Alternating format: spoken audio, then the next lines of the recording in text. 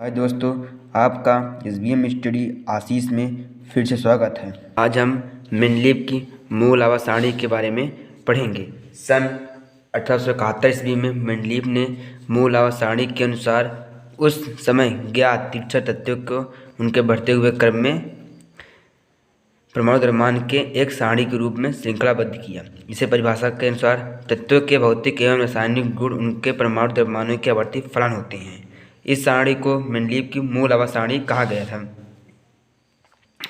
अब इसके गुण के बारे में समझते हैं कि इसमें इनके गुण निम्नलिखित थे। मेंडलीव के मूल आवाज सारणी में 8 ऊर्ध्वाधर पंक्तियां थी जिन्हें समूह या वर्ग कहा गया, जिन्हें कि वर्ग ग्रुप 1, ग्रुप 2, ग्रुप 3, ग्रुप 4, 8 तक के गए थे। दूसरी, इसमें 12 क्षैतिज पंक्तियां थी जिन्हें श्रेणी का रूप दिया गया था। ये 1, 2, 3 पूरा 12 क्षैतिज पंक्तियाँ थी। तीसरे पॉइंट, इसमें कई स्थान खाली छोड़े गए थे। इसे 8वें में ग्रुप 5, ग्रुप 6, ग्रुप 7 को खाली छोड़ा गया था, जहाँ पर नए तत्वों को खोज हुई थी। अब हम इसके कुछ ज़्यादा समय न लेते हुए अब हम इसके लाभों के बारे में जानकारी पढ़ते हैं। तत्वों के अध्ययन में सुविधा होने लगी थी। मेंडलीव की मूल आवाज सारणी से तत्वों के भौतिक तथा रासायनिक गुणों का अध्ययन सरल हो गया। चूँकि समान गुण वाले तत्वों को एक ही समूह में रखा गया था, अतः किसी समूह के किसी एक तत्व के गुणों के अध्ययन में से उस समूह के अन्य तत्वों के गुणों का पर्याप्त सीमा तक ज्ञान ही हो पाता था।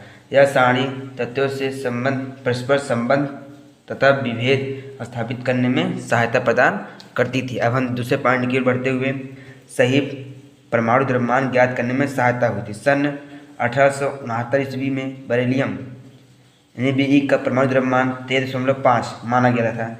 बेरिलियम के परमाणु द्रव्यमान सारणी द्वितीय में यानी कि दूसरी श्रेणी में रखा गया था। अतः मेंडलीव की मूल आवाज सारणी के बेरिलियम द्वितीय समूह के होना चाहिए था। इस दशा में बेरिलियम का परमाणु द्रव्यमान लिथियम के 7 तथा बोरान के 11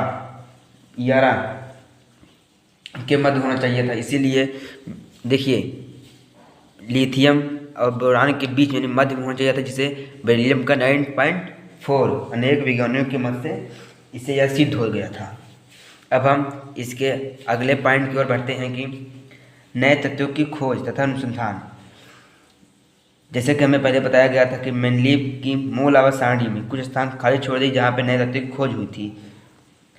नए तत्वों की खोज के साथ साथ इन रिक्त स्थानों की पूर्ति होती चली गई तथा इनके गुण और परमाणु द्रव्यमान पहले की कई भविष्यवाणी के अनुरूप थे। इसमें इनकी खोज की पुष्टि हुई थी। उदाहरण के लिए स्कैंडियम परमाणु द्रव्यमान 44.9, गैलियम परमाणु द्रव्यमान 59.7, इससे बहुत सारे थे। अब हम मेंडलीव के कुछ दोष के बारे में पढ़ लेते हैं। इनके दोष निम्नलिखित थे। परमाणु द्रव्यमान के क्रम में परिवर्तन। मेंडलीव की मूल आवाज सारणी में प्रकाशन के बाद भी विभिन्न वैज्ञानिकों ने अध्ययन किया था, जिन्हें यह पुष्टिकरण किया कि इन प्रयोग द्वारा ज्ञात हुआ उनके तत्वों के परमाणु द्रव्यमान मेंडलीव द्वारा सही माने गए। उनके परमाणु द्रव्यमान भिन्न थे। मेंडलीव की मूल आवाज सारणी में सभी तत्वों के परमाणु द्रव्यमानों प्रयोग द्वारा स्थापित मानों को रखने यह पाया गया कि कहीं कहीं परमाणु द्रव्यमानों के बढ़ते हुए क्रम में परिवर्तन हो जाता था। उदाहरण के लिए यानी कि टी यानी कि ट्यूलियम 125 है और आयोडीन 127 है। और अनेक वैज्ञानिकों के मत के अनुसार यह मालूम हुआ कि मेंडलीव ने बढ़ते हुए क्रम में रखा था इन्हें। लेकिन आयोडीन, जब अनेक वैज्ञानिकों ने यह सिद्ध किया कि आयोडीन का 126 है और ट्यूलियम का 127.9 माना गया, यानी कि यह घटते क्रम में होगी। इनका एक ये दोष निकला।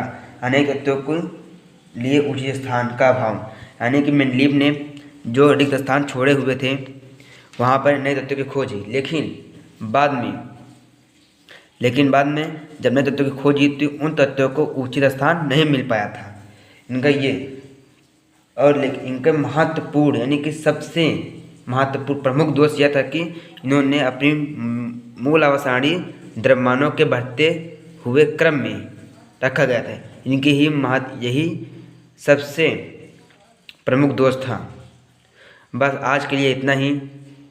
आप इस वीडियो से कुछ भी सीखे हों तो शेयर, कमेंट, सब्सक्राइब जरूर करें और शेयर करना ना भूलें। Love you, thank you.